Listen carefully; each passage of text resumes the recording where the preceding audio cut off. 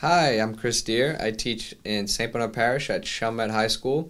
You're about to see a video of sophomores and juniors in a world history class. So prior to this lesson, a lot of scaffolding is involved in order to teach these types of lessons. Throughout the year, we practice analyzing historical documents, typically of various perspectives, and we synthesize these documents so students can construct their own perspectives and narratives regarding historical events and figures. To do this, I model various skills, and we practice these skills throughout the year. We practice the skill of sourcing the document by ensuring students identify the authors, their perspectives, and its reliability. I then model how and why students should contextualize documents by having them inquire when and where this document was created and why that information is important. Students are then taught to use the skill of corroboration by assessing the differences and similarities of various documents. This is followed by the skill of close reading, where students evaluate claims, evidence, and word choice. This is what you're going to see in this video, some of those skills, more importantly focused on close reading. Well, my overall goal is to create autonomous learners where students self-apply these skills to pull out information and allow them to teach one another and have these academic conversations. I aim for students to get inspired and self-motivated as opposed to providing lessons of hierarchical transitions of information. So I want students to explore and grapple with complex information as opposed to me simply telling them. And these skills are not to be confined to the classroom. I want my students to become accustomed to employing them in life, not just to be college and career ready, but ready for whatever life throws at them. The class you're about to view is not an AP or honors class. It's a diverse class with students of various demographics whose families have been in the region for generations to students new to our country. In order to support all learners, I created intentional groups based on language skills and mixed students of varying lexile levels to create space for others to assist one another. I also provided definitions of more complex words to assist English language learners. Throughout the lesson, I only ask higher order thinking questions during collaborative work to elevate the conversations. It's a bit of both because the passes. Oh wait, it's no. preventing. Because think about this: at this point, do they have like a voting society where they'll vote for a president or something? Yeah, they can vote. Imagine this. Yeah, think about this: like every citizen of Africa is allowed to vote, but they only had the voting booths out on the white townships. During voting days, black people aren't allowed into the white townships. Unless they have their pass, though. Yeah, or maybe they'll just straight out restrict on. And then if they're like working for someone, they can go in there, show their pass, and like go to the white person's house. Because it says that they were allowed to vote, but they just can't run for office themselves. Yeah, or like they could be like a political figure. It said somewhere in the first thing. I had it highlighted. Where at? It's on like the first page.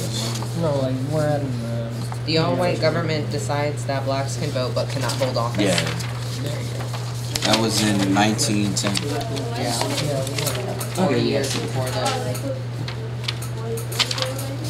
So yeah, even before, like, it wouldn't make sense to just like cut off their ability to vote after, Give them the ability to vote. Like, if, oh, you know, your people, you can vote, and then cut it off 40 years later, like, oh yeah, you need a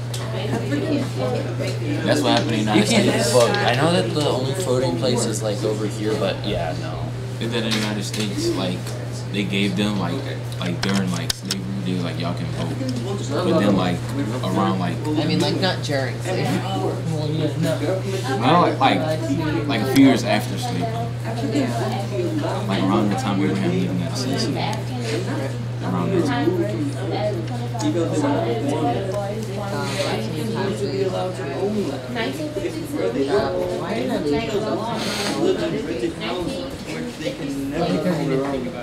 accused of by violently supervised not guilty. In 1960, after Sharpeville Massacre goes into hiding and forms underground military with armed resistance. In 1964, he captured and convicted of sabotage and treason. Sentenced to life in prison, originally placed in Romans Island prison where he will remain for 18 years. And in 1980, an international free Nelson Mandela campaign is launched.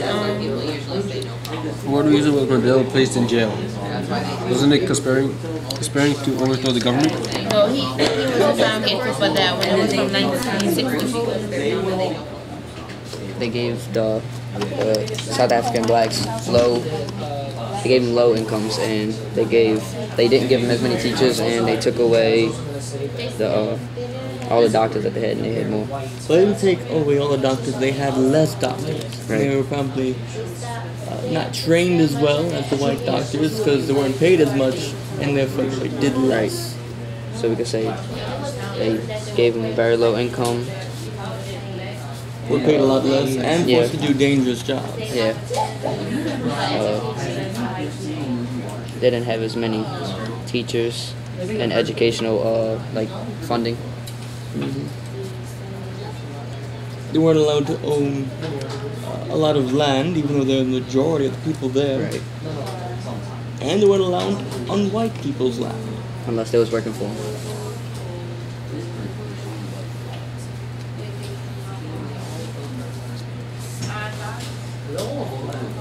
How did black South Africans use their power to create positive change? They did peaceful marches. They protested non-violently sometimes. They protested non-violently? Well, sometimes. Right. All right. Do you see that in the documents anywhere? Yeah, they marched. They marched?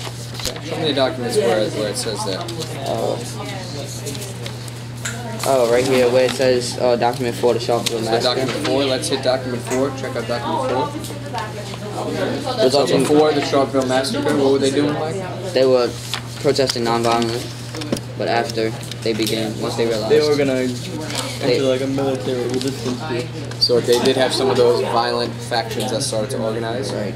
Very good. I think that's a great answer for number 2. Hit that textual evidence. Make sure you let me know where you found that. So in document 4, that was 4, right? I would say document 4. In document There's 4. other documents as well, but that's a really good one to pick out because the Sharpeville Massacre really shaped how South Africans reacted to. The Sharpeville Massacre kind of changed their view. Changed a lot of people's views around the world as well. The Sharpeville Massacre changed the minds of South Africans. Was Mandela right with initially using violence to enact change? Is it ever okay to use violence to enact change? I would say no. I would say no because you look at most violent resistances, and most of them don't end well. Right. Once you fight back, it gets worse. So I say for him to use it initially, it wasn't okay. Maybe later, but he used it very well. So. Well, I would say it's never okay because Gandhi used it, Martin Luther King used it. They both used nonviolence and achieved great change, and they were able to make permanent change for the better instead of having it being. And when you fight back, you don't get the support of the community too, because then they show that you're being one of the bad ones too. When you use nonviolence, you win hearts and minds. And when you do that, people become more agreeable, and therefore they don't resist back. There's no scars. There's no vengeful groups wanting to try and fight back against what's been done. So no. Mohammed, do you agree with that? Yeah, because when people use violence, it doesn't help that much.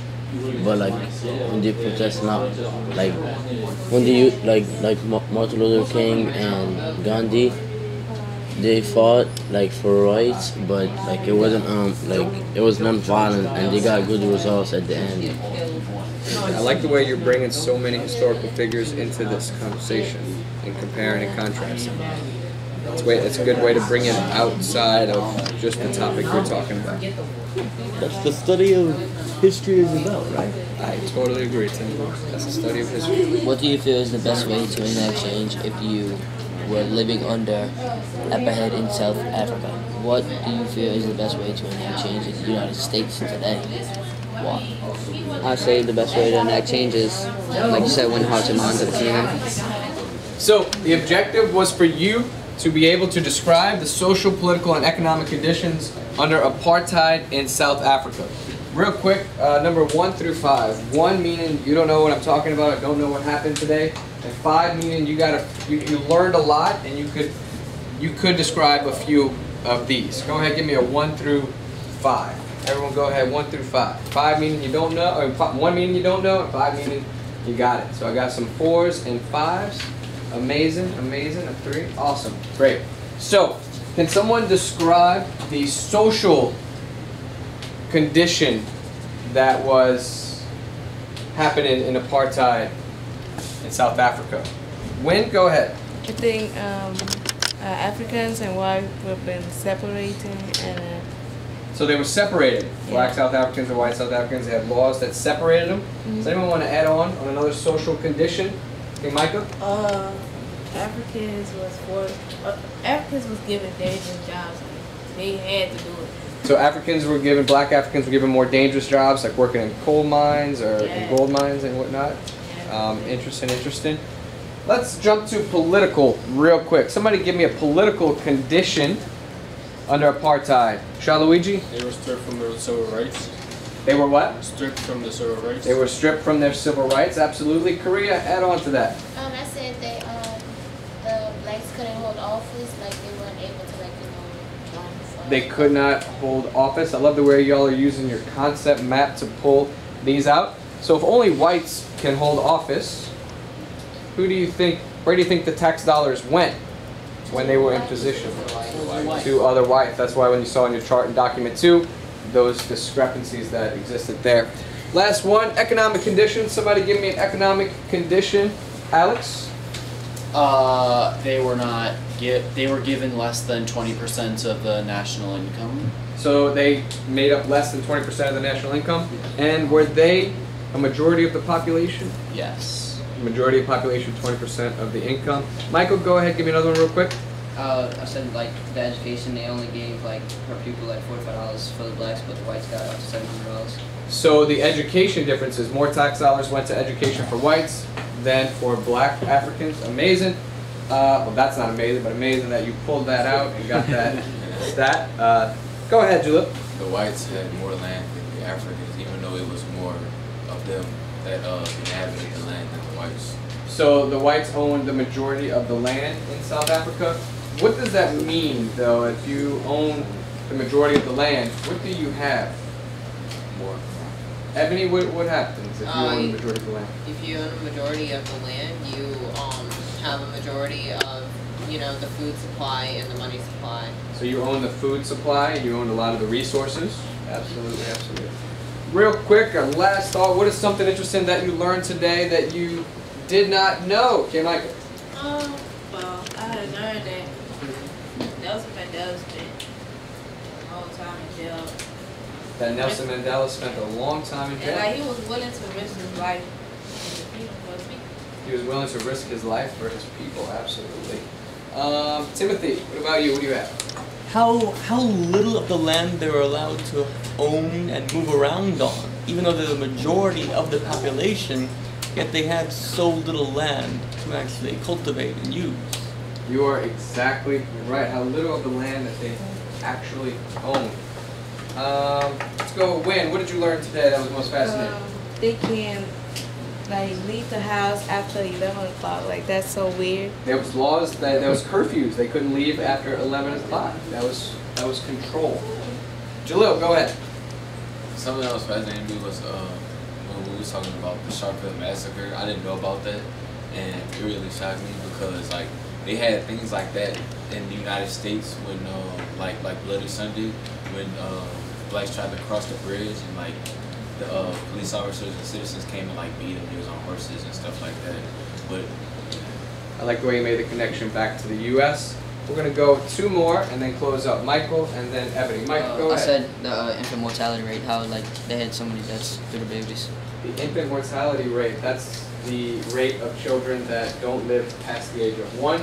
In rural black South Africa, that was at 40% if you looked at your chart. That is a lot. And for white South Africa, it was 2.7%. So big differences there. And a lot of you pointed out because of the doctors, right? A lot of differences in the doctors. And how many doctors per person each demographic had. Go ahead, Ebony, last thought? Basically, like, not really that they got paid less, it was just how much less that they got paid. Like, getting paid 12 times less than their counterpart, like, that's a huge difference, right? All right. Great job today. We're going to revisit this tomorrow. Go ahead, pack up. In order to ensure the objectives were met, I monitored student performance and engagement throughout the activity and asked for specific examples of social, political, and economic conditions. I also provided an exit ticket where content was measured. I then gave a formal assessment where students wrote an essay where they picked certain conditions that stuck out to them and described these conditions by showing evidence from the text. Thank you for watching my video.